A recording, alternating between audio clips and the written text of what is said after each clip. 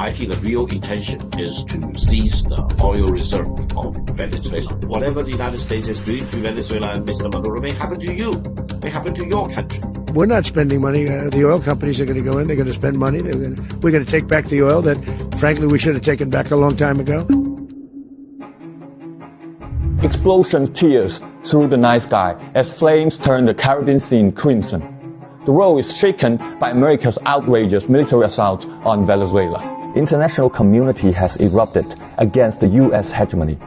Top officials from EU, Germany, and France have publicly condemned action as a flagrant violation of international law.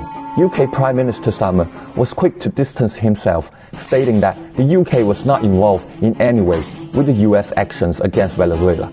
Major Western media are questioning the legality of the strike. Experts told The Guardian that the move is a direct violation of the UN Charter. Meanwhile, the New York Times reports that US airstrikes have caused civilian death in Venezuela. So why would President Trump, a man who believes he deserves the Nobel Peace Prize, insist on such a controversial course of action? I spoke with the renowned international relations scholar and expert Victor Gao, and he pointed out on Trump's true intentions. I think the real intention is to seize the oil reserve of Venezuela. President Trump talked about this for many times, and very recently, by the end of 2025, he claimed that the oil of Venezuela is actually American oil, to the shock of the whole international community. And I think he completely forgets that in the world of today, one country is not allowed to take an action of aggression against another country, to launch an invasion, for example, and no country should be allowed to hijack the president of another country. And I know the United States has come up with very flimsy accusations against President Maduro, including, very ironically, claiming that President Maduro is in possession of machine guns. Now, President Maduro is not a citizen of the United States, and whatever he's doing in gun possession, for example, has nothing to do with the fundamental interests of the United States. For Trump, kidnapping a president may offer him a short-lived high and some fake glory. But just how long can this victory last?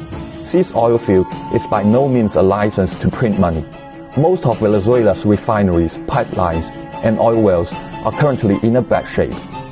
And the country's reserves consist primarily of heavy crude, which is very difficult to refine. This means that even if U.S. oil giants do move in, they will face staggering upfront investment costs. Victor Gao further notes that, regardless of the circumstances, the United States has no justification and no legal standing to seize Venezuela's oil assets, and will face an even more complex situation ahead. The oil sector in Venezuela has not been run very smoothly or very professionally. That's a fact. However, the United States has no justification, no legal standing to seize the oil assets of Venezuela. Now, secondly, if the United States does seize the oil assets, and as the United States President Donald Trump claimed, he wants to see major oil companies of the United States go to Venezuela to operate these oil assets. Now, how these oil assets will be run, how all this legal structure can be worked out, what will happen to the pre-existing oil contracts, including oil contracts involving China, for example, all this is yet to be seen. Maybe a puppet will seize power on behalf of President Trump, and then he may really turn the whole table in terms of the political system, how businesses are run, and whether it will be received well by the people in Venezuela or not. Let's keep our eyes wide open and see. When the United States views the civilized world as a jungle for plunder, it may seize the oil, but it will lose so much more. As Victor Gao puts it, history has already arrived at a verdict against the United States. In the coming days and weeks and months, history has already arrived at a verdict against the United States. Because if you actually support what the United States is doing against Venezuela, then whatever the United States is doing to Venezuela and Mr. Maduro may happen to you, may happen to your country. The Americans may come in and seize your asset, freeze your asset, and violate your sovereignty and territorial integrity.